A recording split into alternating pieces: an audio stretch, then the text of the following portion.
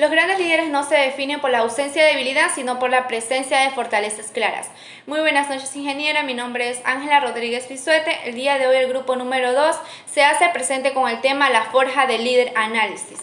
Dichos temas los pondré acompañada de un excelente grupo, el cual está conformado por Cristian Rocafuerte, Olver Cedeño, Elliber Serrano, Vergara Moisés, Barrezueta Benjamín, Solórzano Jessica, Melvin Cusme, Karen Catota, Romero José, Jefferson Bone, Vélez Erika, Piero Bone, Japón Paulina, Navarrete Eric y Jimmy Zambrano. Como consiguiente explicaré los siguientes subtemas de dicho apartado, que son cómo convertirse en un líder resonante, enfermedad del SEO, ¿puede alguien ser mejor que el promedio? A continuación explicaré cómo convertirse en un líder resonante. Para empezar, necesitamos conocer qué significa un líder resonante. Es aquel que genera emociones positivas en sus subordinados a través del cultivo de 3 factores, que son la conciencia, la esperanza y la compasión.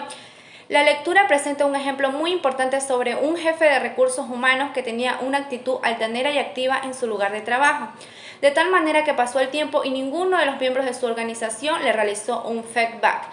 ¿Qué significa un feedback? Es un tipo de evaluación que se le realiza a las empresas para poder mejorar los resultados tanto laborales como de comportamiento en los empleados u administradores. Es aquí donde podemos observar la enfermedad del SEO en respuesta a lo que dan los subordinados hacia el jefe. ¿A qué nos referimos con la enfermedad del SEO? Hace referencia a ocasiones en que se oculta información a los líderes por temor a las reacciones de él. La mayoría de los casos surge estas situaciones porque los subordinados conocen el temperamento de sus líderes y no saben de qué manera van a reaccionar. ¿Puede alguien ser mejor que el promedio? Dicho apartado habla sobre la acción que cumple la autoevaluación con respecto a la enfermedad del SEO, poniendo como esencia primordial la conciencia que posee el líder sobre sí mismo, cuánto se conoce y cómo responde a determinadas acciones dentro de la organización. Las actitudes de un líder, el autoanálisis diario, el comportamiento, inclusive las decisiones, todo lo que respecta a sí mismo no solo lo afecta a él, sino también a todo lo que los rodea. Surge un impacto muy importante dentro de la organización y de sus subordinados. Después de haber analizado dicha lectura, cabe mencionar que es muy importante para los profesionales que forman parte de una organización o una empresa, ya seamos líderes u subordinados, plantearnos proyectos de análisis de evaluación de feedback que nos permitan analizar nuestro comportamiento y resultado para poder comprometernos a mejorar nuestras fallas y así poder surgir como Muy bien, empresas. mi nombre es Cristian Javier Rocafuerte Cedeño. La parte específica de la que le vengo a tratar es en base, bueno, al asunto o aspecto del líder, si es innato o adquirido, también sobre los efectos de la luna de miel. En primera instancia, cuando hablamos de un tipo de líder innato o adquirido, planteamos una ejemplificación cuando hacemos alusión o referencia a un claro ejemplo en específico, ¿sí? Que le viene a suceder a un personaje, ok, que de manera general le aquejan o le ocurren varios tipos de apartados, en este caso Nick Manke. Bien, en este apartado se puede detallar o se puede esclarecer que de manera general, ¿okay? Este personaje ¿sí? Presentaba unas metodologías bastante prácticas al inicio, bien, que en sí le funcionaban bastante bien, pero ya ha pasado algún tiempo, si pasó algún periodo de tiempo, lo mandaron a otra empresa, ¿sí? Para que pueda coordinarla o hacerla progresar mejor. Bien, aplicando las mismas metodologías que la empresa anterior, la que había aplicado, no le fue muy bien. ¿Por qué razón? Porque aquellas metodologías que aplicaba eran bastante estrictas, tanto para sí mismo como para los empleados, aquejándose así y formándose de esta manera sí, unos sinnúmeros de eventualidades que aquejaban, valga la redundancia, sí, a todo el ambiente de trabajo. Bien, de esta forma podemos destacar lo siguiente, que de manera específica este personaje sí llegó a adoptar una autoridad o llegó a ser un líder autoritario, que simplemente lo que le importaba era obtener ganancias y hacer progresar a la empresa, sin importarle que todo lo que pensaran los trabajadores, su tiempo, sus emociones, sentimientos, etcétera. Algo que siempre hay que tener presente. Bien, eso fue el punto negativo. El punto positivo de de todo este tipo de resolución es que pudo darse cuenta del error que estaba cometiendo o de los errores, porque fueron varios. ¿Sí? Ya nombrados con antelación. Y una vez que se pudo dar cuenta de aquello, sí pudo evidenciar mejor y corregir aquellos tipos de eventualidades. Corrigiendo de esta forma, sí, y generándose así un mejor entendimiento o esclarificación de lo que viene siendo el apartado analítico de que un líder sí siempre está allí para sus trabajadores y hacerlos progresar de manera positiva, ¿sí? por el camino del bien, obviamente, no por un camino erróneo o equívoco. Entonces, eso vendría siendo con este aspecto de este personaje, ¿ok? Que le ocurrió, ¿sí? Dando a conocer, ¿ok? De que él mismo se dio cuenta de sus errores, ¿sí? Y pudo de esta manera resolverlo. Caso que también se aplica en el efecto de luna de miel, que también implica una serie de problemáticas del mismo personaje, ¿sí? Solo que de manera analítica, pero con una solución óptima y factible, acorde a todas las eventualidades que se ha venido estado ocurriendo en estos aspectos, ¿sí? Bien, eso sería todo de mi parte. Muchas gracias. Muy buenos días, ingeniera, compañeros. Mi nombre es Alexander Cedeño y procederé a explicarle el apartado del libro La importancia del cerebro. Bien, la inteligencia emocional se asienta en los circuitos neuronales que conectan los centros ejecutivos del cerebro con el sistema límbico. Este gobierna los sentimientos, las motivaciones y los impulsos. Ahora bien, comparemos este tipo con el que tiene lugar en el neocórtex, el cual gobierna las habilidades analíticas y técnicas, además de permitir la comprensión rápida de los conceptos establecidos en una red amplia de asociaciones. En esta parte del cerebro que nos ayuda, por ejemplo, a leer libros, utilizar un programa de ordenador o inclusive llamar por teléfono. Y es que cuando de lo que se trata de aprender habilidades técnicas, por ejemplo, la eficiencia del neocórtex es extraordinaria. El problema es que la mayor parte de los programas de formación concebidos para el desarrollo de las competencias de la inteligencia emocional y del liderazgo no apuntan al cerebro límbico, sino que lo apuntan al neocórtex. Este es el problema, ya que resulta en resultados tan limitados y que a su vez pueden tener ocasiones o resultados negativos. Muchas gracias, ingeniero. Mi nombre es Eudor Serrano y continuando con los argumentos de mi compañero, se puede decir que para desarrollar las habilidades del liderazgo se necesita un enfoque emocionalmente inteligente que provoque cambios neuronales y un enfoque que influya directamente en los centros emocionales para así poder modificar una determinada conexión límbica. ¿Cómo convertirse en un líder resonante?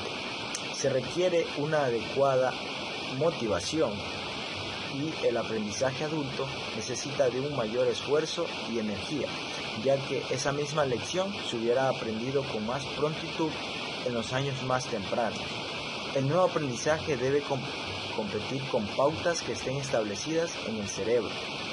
El aprendizaje adulto nos obliga a llevar a cabo una doble tarea, las cuales serían deshacernos de los hábitos que ya nos sirven y reemplazarlos por hábitos nuevos.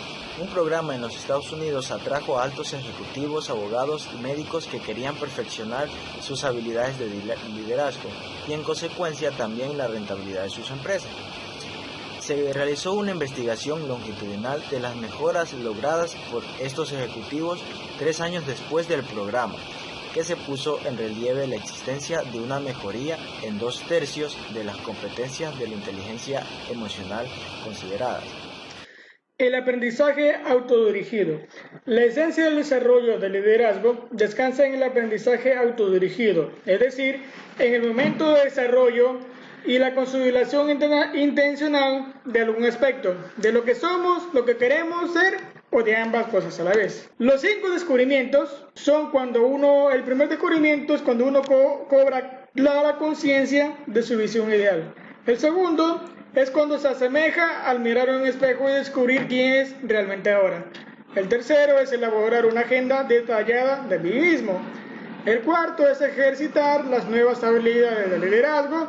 El quinto es darse cuenta de qué necesita uno a los demás para identificar el yo ideal. Los cambios exitosos son para tener el yo ideal, es el primer descubrimiento, o sea, de qué quiero ser. El segundo es el yo real, de quién soy y el cuáles son mis fortalezas y mis debilidades. El tercero es mi agenda de aprendizaje. ¿Cómo puedo desarrollar mis fortalezas al tiempo de corregir mis debilidades? Y el cuarto es experimentar y practicar las nuevas conductas, pensamientos y sentimientos hasta llegar a dominarlos. Muchas gracias. Ingeniera, compañeros, muy buenas tardes con todos.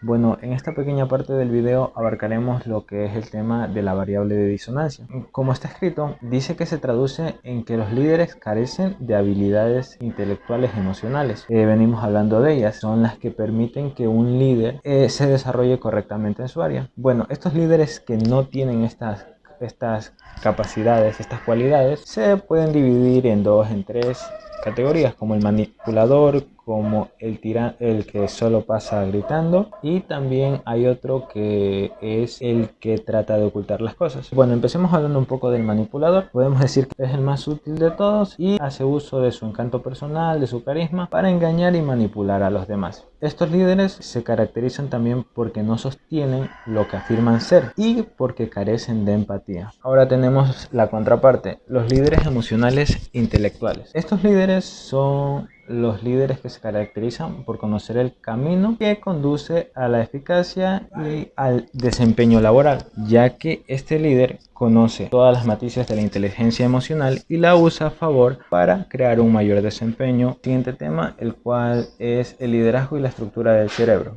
Bueno, para estudiar el liderazgo y la estructura del cerebro debemos de conocer las dos alas de un líder.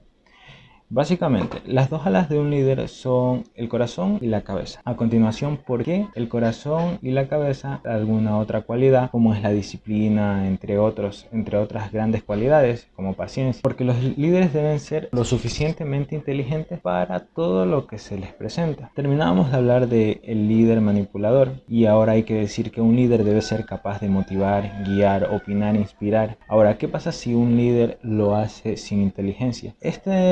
El opinar se puede malinterpretar y eso causaría un inconveniente entre la empresa o entre las personas. Asimismo, inspirar y escuchar, todo se puede malinterpretar en este punto, ya que por ello el líder debe tener una gran capacidad de corazón y de cabeza.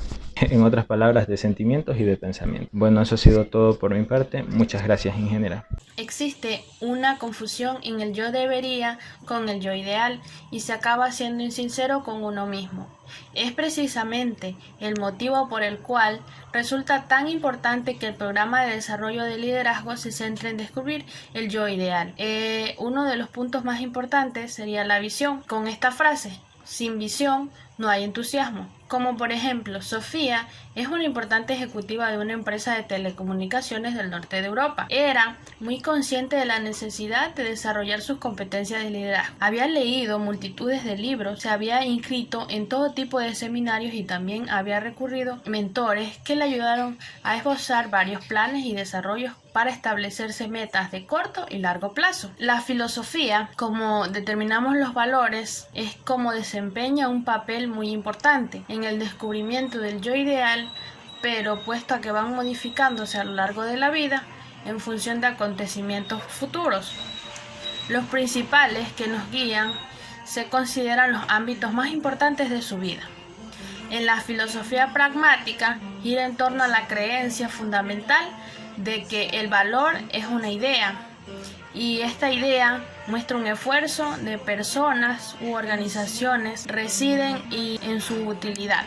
Muy buenas tardes, me presento, pues mi nombre es Melvin Cusme y muy brevemente pues voy a pasar a hablarles un poquito sobre lo que es la neuroanatomía del liderazgo. Pues desde una perspectiva neurofisiológica, la resonancia presupone la sincronización de los centros emocionales de las personas implicadas, una sincronización intercerebral que ve notablemente favorecida por la risa. ¿Qué nos quiere decir aquello?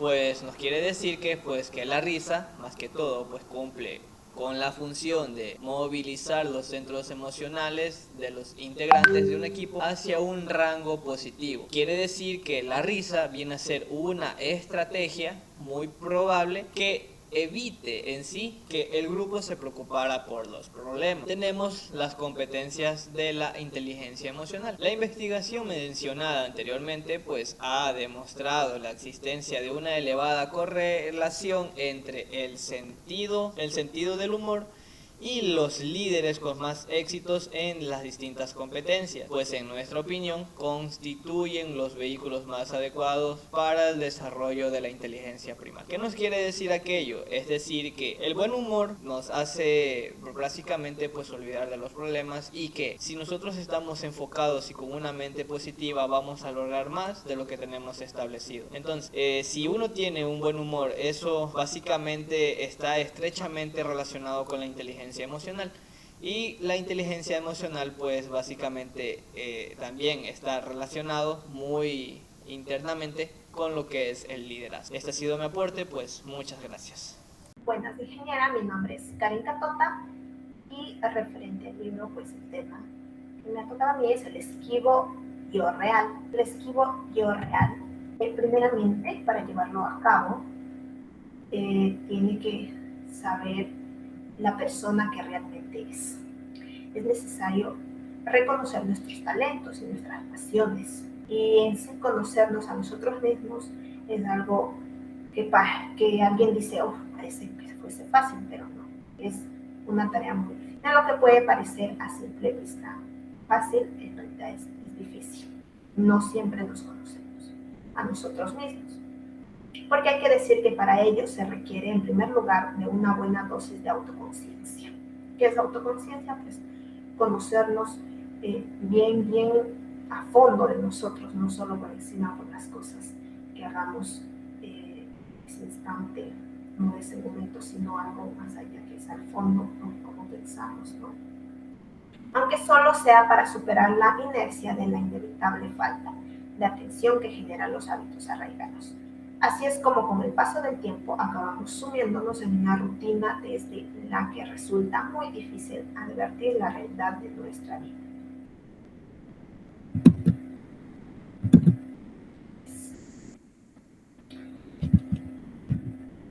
Pues para seguir avanzando tenemos el test de Logan, que es la historia de un niño, ¿no?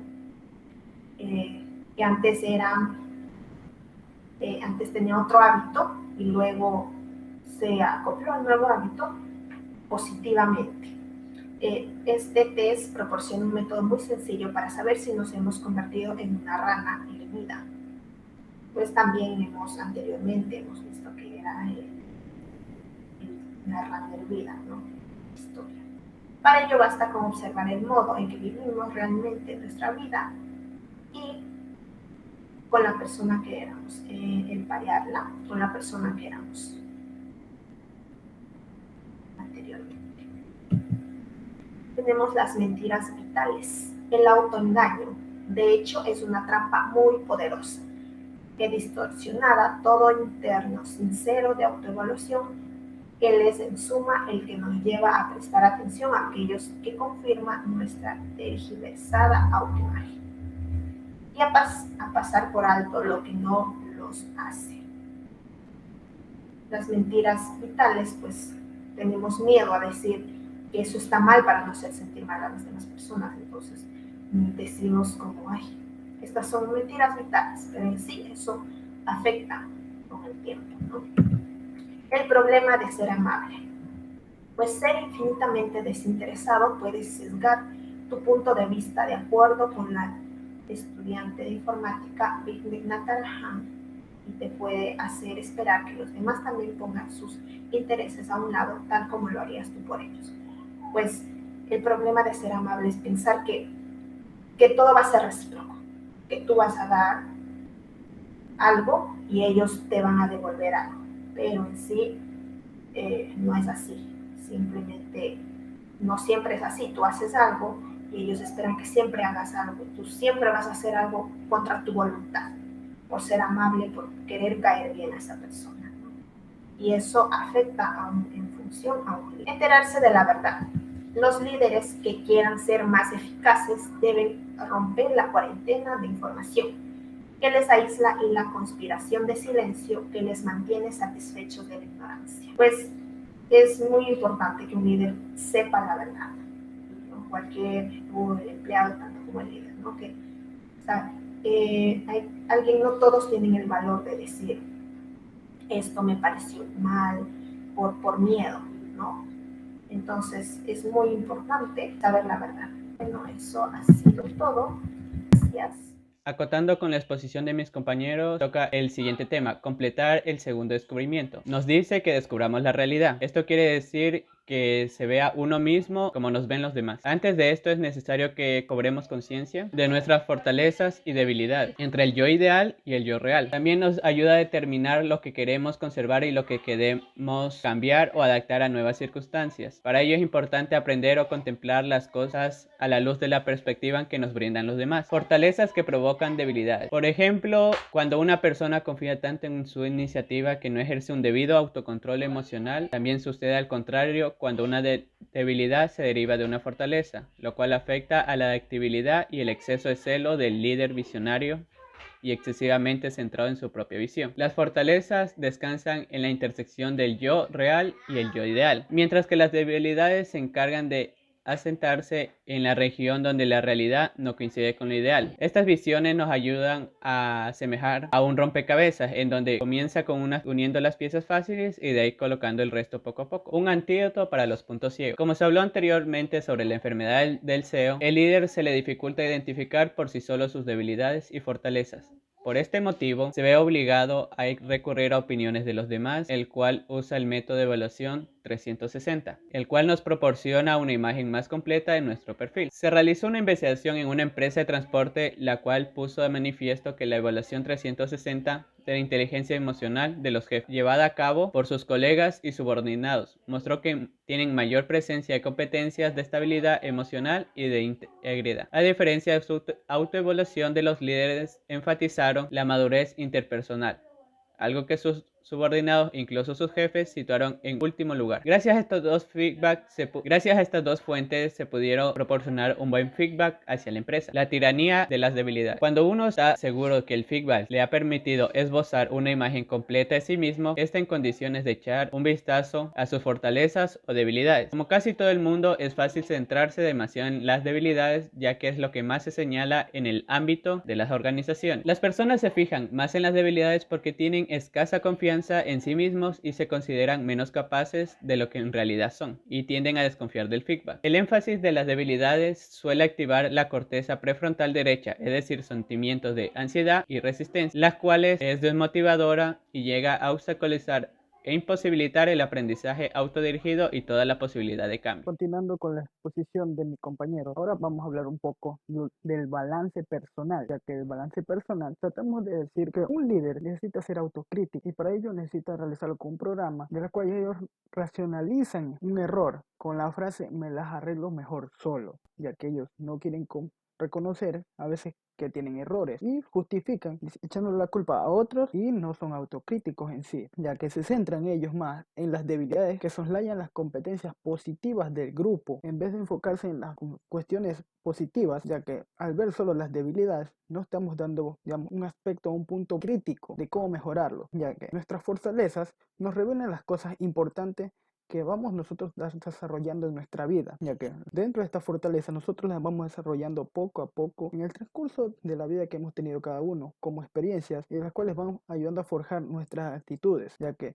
dentro de esas actitudes nosotros tenemos ciertos hábitos que son signos distintivos, ya que son cualidades o características que nos diferencian a uno de los demás, que nos hacen, digamos, alguien único, alguien que, digamos, que lo asimilemos y nos venga como una fisonomía, la que decimos, nos imaginamos alguien empático y enseguida se nos viene a la mente tal persona, entonces es un signo o un rasgo característico de ello. Yo puedo decir que, digamos, Jorge es empático, una característica de María es solidaria, son rasgos característicos de cada una de las personas que ayudan a forjar la actitud para el liderazgo. Ahora, la metamorfosis de ese liderazgo tiene que ir surgiendo en base a un cambio duradero, ya que eso se lo realiza mediante el desarrollo de un programa de trabajo, de las cuales tienen que ir desarrollando actividades que ayuden a mejorar la actitud de la empatía, ya que con la empatía nosotros ayudamos a contemplar y a cobrar mayor conciencia al comprender la posición de cada una de las personas, de cómo se sienten ellos, mediante actividades de voluntariado, que son más actividades de socialización y recursos humanos. Una agenda de aprendizaje. La agenda de aprendizaje está basada en torno a un programa de mejora, donde se diferencian de las agendas conductuales, que las agendas conductuales se basan en conseguir un objetivo concreto y se centran en la posibilidad de una mejora de la actividad laboral. En cambio, la agenda de aprendizaje se centra más en atención en el yo ideal, o sea, en lo que yo quiero llegar a ser. Entonces, planificamos un programa de desarrollo con una agenda en la cual queremos decir, este es mi objetivo y hasta ahí quiero llegar. Y por último tenemos la atención y la corteza prefrontal, de las cuales son las rutinas automáticas que nos toman el control de nuestra vida. Nosotros desarrollamos actividades y entre más las realizamos diariamente, toman el control de nosotros. Entonces, a medida de que se presta más atención a esas actividades, uno tiene que darse cuenta dónde tiene oportunidades para conseguir nuevas alternativas de desarrollo de liderazgo. Al ver esas nuevas alternativas, uno no solo las ensaya, sino que las pone en práctica en un nuevo entorno, ya que esto es relevante para superar los viejos hábitos por unos nuevos y mejores. A continuación, mi compañero. Hola, mi nombre es Erika Vélez y a continuación de mi compañero les voy a seguir hablando sobre la atención y la corteza prefrontal. Cuando una persona se predispone mentalmente a realizar una determinada tarea, se activa la corteza prefrontal. Esta región del cerebro que lleva a cabo las funciones ejecutivas y nos predispone a la acción, cuanto mejor se realice la tarea, mayor será el nivel de activación. Esta especie de ensayo mental o psicológico resulta especialmente relevante para superar los viejos hábitos de liderazgo y reemplazarlos por unos nuevos y mejores. La activación de la corteza prefrontal es muy importante cuando uno debe prepararse para relaciones inusuales. Una nueva perspectiva sobre el establecimiento de objetivos. Una persona puede establecer objetivos diarios y semanales, lo que permite el mejoramiento de la conducta. Los rasgos más distintivos de los empresarios con más éxito son los objetivos concretos y la elaboración de un plan para alcanzarlos. ¿Qué tipo de información o herramientas son más apropiadas para no caer en la espiral frenética de la planificación? Los objetivos no deberían centrarse tanto en las debilidades, sino en las fortalezas. Los objetivos deben ser intrínsecos o internos, o sea, un objetivo propio de la persona y no impuesto desde afuera, o sea, por otra persona. Los planes deben ser lo suficientemente flexibles como para que las personas tengan varias alternativas. Los planes deben ser viables y estar graduados y bien escalonados. En este sentido, los planes que no son fáciles de adaptar a la vida y en el trabajo de una persona probablemente se abandonen en semanas o meses. Los planes que no tengan en cuenta la modalidad de aprendizaje favorita de la persona resultarán desmotivadores y se verán rápidamente desestimados. El establecimiento de los objetivos debe basarse en las fortalezas. Para establecer los objetivos de aprendizaje se aplica la capacidad de liderazgo visionario. Un nuevo plan de acción consiste en considerar a su empresa como si fuera un nuevo cliente, y para ello se asume la tarea de escribir un memorando diario al respecto proponiendo soluciones concretas o específicas. El segundo objetivo de su proceso de aprendizaje está relacionado con la crisis de liderazgo, donde se toma la decisión de comenzar una nueva reunión donde se les recordará lo que es unirse, haciendo énfasis en los valores y la misión que tienen en común. ¿Cuántas competencias son necesarias destacar? Existen dos competencias cercanas al punto crítico: el liderazgo inspirado y la catalización de cambio, y otras dos, que son la capacidad de influir sobre los demás y la gestión de los conflictos. Al enfocar su atención en establecer y consolidar nuevos hábitos que sean más similares a su propio estilo, será más fácil desarrollar un modelo de liderazgo visionario efectivo. ¿Son esos realmente sus objetivos? Existen otros tres tipos de cambios: la mayor comprensión de las personas procedentes de estratos u orígenes diferentes, el aumento en la capacidad de establecer buenas relaciones con una variedad de personas y más flexibilidad ante las situaciones nuevas e inciertas. Todo programa de aprendizaje debe centrarse en la corrección de las debilidades. Hola, yo les voy a hablar sobre el cuarto descubrimiento, que es recablear el cerebro. En el cual tenemos que Jack era un jefe de marketing de una multinacional dedicada a la alimentación. alimentación de personas, dándoles así, orientándolos hacia una energía positiva para que así den mejores resultados en algún trabajo o empresa, en el cual él se lo consideraba como un timonel, es decir, la persona quien lleva hacia el éxito a un determinado grupo de personas. Entonces, por la cual se realizó una investigación en la cual se llevó a cabo que sus colaboradores más directos los puso siempre con un defecto y un liderazgo. Entonces, en el cual le permitía a él poder ver el potencial de cada una de las personas. Entonces, como Jack también tenía el don de llevar hacia las personas al éxito y dirigirlas hacia ella, también cuando se tiene ese estilo, también se tiene un pequeño defecto, en el cual él pensaba que era perfeccionista. Entonces, uno de los primeros pasos fue encontrar un coach. Un coach es la persona quien también te lleva o te lidera hacia un grupo de personas o te ayuda a llevar hacia una empresa al éxito. Es por eso que se permitió él contratar un coach para que le diga sus fortalezas y debilidades y poder así también hacer una competencia tanto de la inteligencia emocional y poderla evaluar.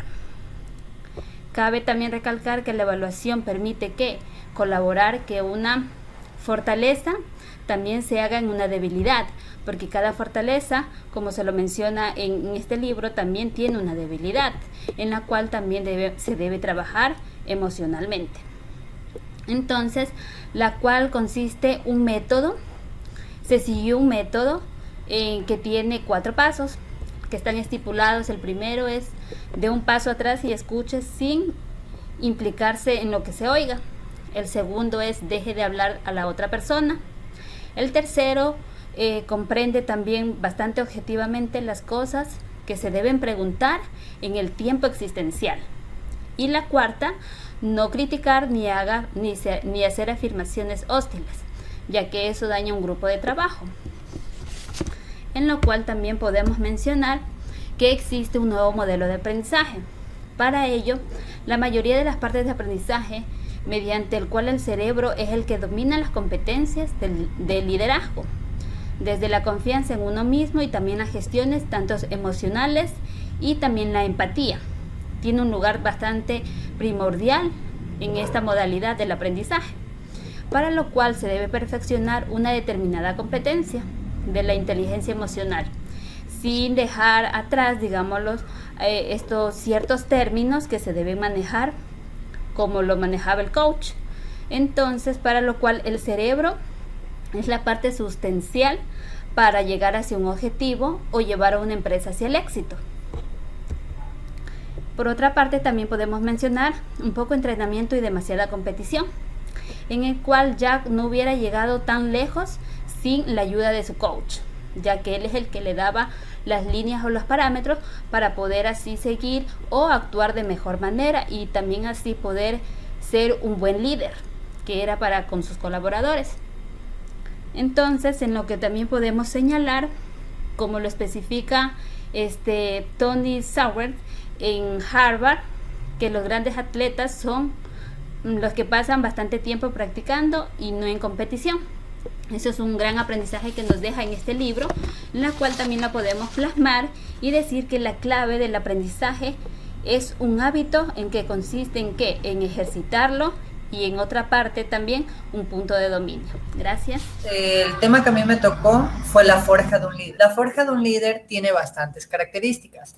Dentro de estas se destacan los grandes líderes, ya los cuales son personas muy movilizadoras, personas que despiertan a otras personas entusiasmo, como lo decía la página del 102, y alientan lo mejor y a sacar lo mejor de nosotros. Son personas que saben manejar sus emociones, es decir, saben medir su espíritu emocional y de eso depende su éxito. Y no depende tanto del modo en que lo hacen, sino de cómo van a acarrear la situación. Si un líder carece de la capacidad de encauzar adecuadamente las emociones, nada de lo que haga va a ser debido. Un líder en la forja del líder debe tener gran impacto emocional, el cual provee muchas palabras y acción. Y en algunas veces se basa, como podemos ver en la imagen, en el negativismo. Cuando llegamos del negativismo y vamos en un tipo de escalera y sabemos que si vamos a lograr nuestro objetivo, la forja del líder nos hace vernos de una manera más entusiasta. El rasgo distintivo de los mejores líderes reside en su comprensión de lo extraordinario papel que desempeñan las emociones en nuestro entorno laboral. ¿Qué es esto? Son las cuestiones no tan patentes como el rendimiento o no saber cómo tratar a un empleado y cómo darlo a llevar a sobresalir, sino también en variables tan intangibles como la motivación o el compromiso. Dentro del libro también teníamos la dimensión primal. La dimensión primal es la función emocional del líder. El líder es primal en las dos aceptaciones del término, es decir, como acto original y como acto más importante del liderazgo. Los líderes siempre han cumplido con la función esencialmente emocional y esto se ha dado capacidad a su intelecto. Y como último tenemos la motivación al cambio.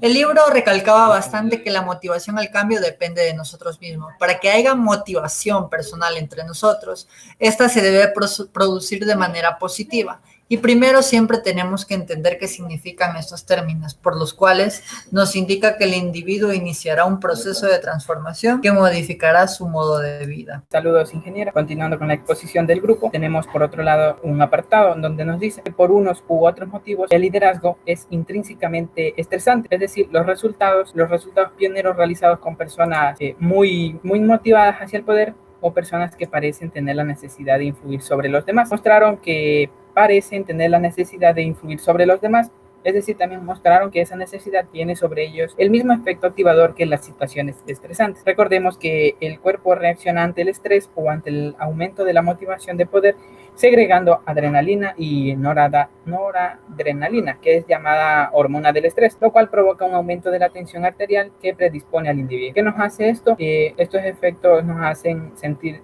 o en ocasiones a la persona la hacen sentir menos segura y en consecuencia se pone a la defensiva, es decir, inhibe la emisión de las respuestas inhabituales y se refugia en las rutinas más familiares. Y esto es algo que se agrava en el caso de lo que es el liderazgo, es decir, llevar mucha control sobre una situación de compañerismo, de situaciones de trabajo, llevar todo ese control con todos los compañeros o todas esas personas hacen que se estrese y puede que afecte en realidad a la persona, llevar tanto o tener el papel fundamental de liderazgo. Por otro tenemos los mentores y coach, que es, por otro lado, ¿qué es el coaching? El coaching trabaja en un tema muy concreto, es decir, dirigido al rendimiento en su puesto. La persona que trabaja de esta manera solamente está enfocada a visualizar el rendimiento en el cual ella se está desenvolviendo o esa persona está desarrollando. Mientras que los mentores, es decir, la actividad mentoring, está dirigido al desarrollo del directivo personal y profesionalmente, es decir, no solamente para su puesto actual, sino también para el futuro. Eso es lo que referencia al tema mentores y coaches. Y por otro lado tenemos lo que es la dirección resonante de los grupos. Bien, que nos dice que es contribuir a que un determinado líder amplíe su capacidad de alentar la resonancia, es decir, constituye un paso muy importante, pero en cualquiera de los casos sobre la organización. Esta se verá mayor, es decir, cuanto mayor sea el número de individuos implicados. Sabemos que para poder llevar un liderazgo en un grupo de personas, se nos va a complicar como líderes si existe mayor o varias personas en ese, digamos, en esa situación de la empresa o en una sociedad. Sabemos que a un líder se le va a dificultar más cuando existan mayor personas que realmente necesitan el apoyo de un líder. Eso es lo que nos dicen sobre la dirección resonante de los. Eso sería por todo nuestro grupo. Gracias, ingeniero.